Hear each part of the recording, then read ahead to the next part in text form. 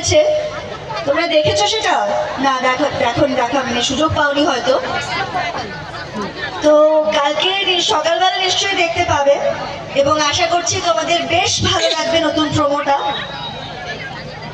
একটা নতুন জিনিস করেছি আমরা প্রোমোটাতে, মানে প্রথমবার কথাতে এটা হয়েছে যে অঙ্কিত দাকে ধরে নিয়ে গেছে জোর করে সিমরান বিয়ে করবে বলে, জুনিকে আটকে রেখেছে। আর সেখানে কথা, এবি, তারপরে ছোটকা, প্রত্যয়দার সবাই মিলে বাইক নিয়ে কাজ ভেঙে ঢুকছে বাঁচানোর জন্য।